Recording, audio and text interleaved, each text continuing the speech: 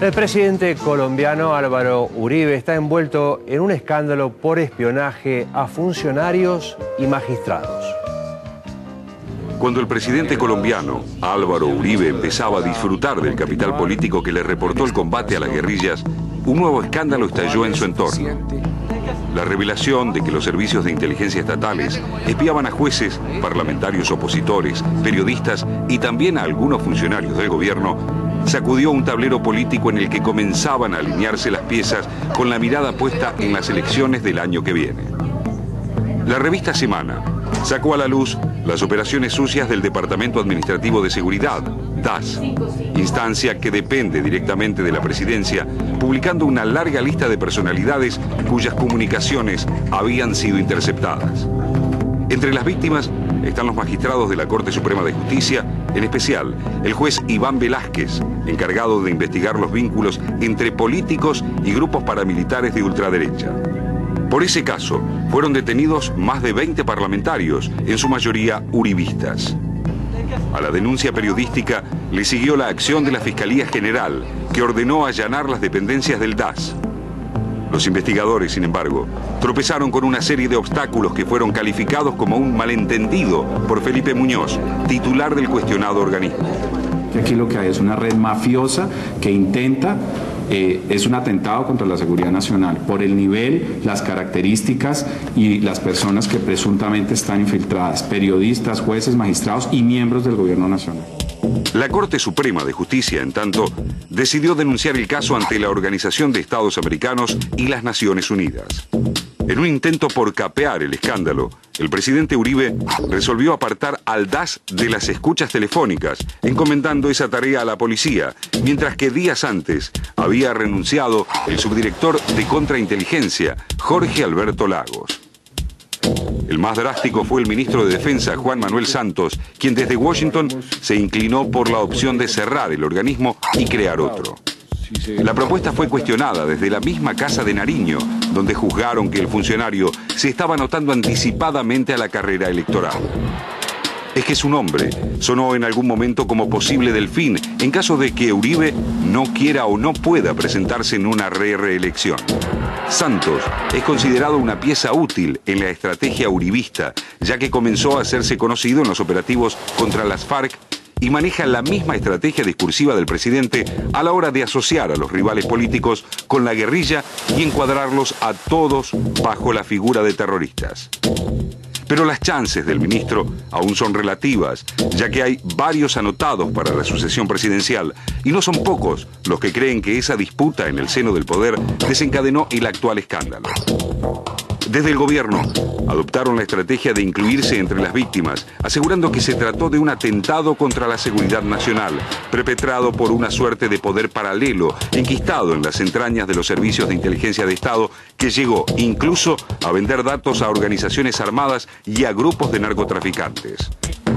Esa hipótesis fue rechazada tanto por los partidos de la oposición como por las altas esferas judiciales, donde sostienen que las escuchas y la intercepción de correos electrónicos es un eslabón más de una larga cadena de hostigamientos a todos aquellos que no se plieguen a los designios del gobierno. Aquí están en riesgo muchos valores de una democracia. Está en riesgo la independencia de la justicia, porque es a los magistrados de la Corte Suprema de Justicia quienes están interceptados. Está en riesgo la libertad de expresión y la libertad de prensa, porque son varios periodistas los que están en este problema. Pero además está en riesgo la figura misma de la democracia, porque cualquiera que haga oposición política es considerado como un blanco del gobierno nacional y de sus centrales de inteligencia. Entonces, aquí lo único legal es respaldar a Uribe, y eso sí es inaceptable en cualquier democracia. Al respecto, argumentan que no es la primera vez que el DAS se ve envuelto en un escándalo, ya que Jorge Noguera, el primer director de la era Uribe, está detenido desde 2005, al igual que el ex jefe de informática, Rafael García, por mantener estrechos vínculos con paramilitares. Desde los organismos defensores de derechos humanos recuerdan también que este tipo de operaciones se inscriben en la lógica de un gobierno dispuesto a solucionar el problema de las guerrillas por la vía militar y acallar el conflicto interno de Colombia aún al margen de la ley.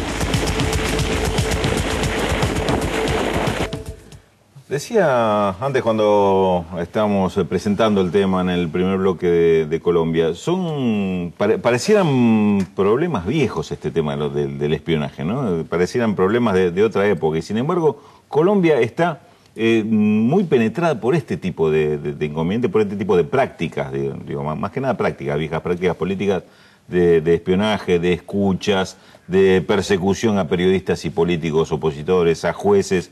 Esto también forma parte de este panorama tan pesado que tiene Colombia, no solo de asesinatos, de persecuciones, de violencia desde varios flancos, sino también en este tipo de prácticas que involucra al gobierno, involucra a algunos personajes como el ministro de Defensa, que son primeras figuras y figuras internacionales por las repercusiones y por la trascendencia que tienen muchos de los hechos que suceden en Colombia. No solo con respecto a la FARC, a los secuestros, sino también por el papel que juega Uribe en Latinoamérica, que muchas veces aparece como a contramano de lo que pasa en el resto de la región, pero muy alineado, por lo menos hasta el gobierno de Bush, con las políticas de Estados Unidos para Latinoamérica, ¿no? Sí, es sin lugar a dudas un país atípico para la realidad hoy de América Latina. Tiene guerrillas que existen, más de una. Uno podría hablar también de México, pero son realmente muy menores y los zapatistas son un caso especial. Hay dos movimientos guerrilleros en Colombia que siguen siendo fuertes,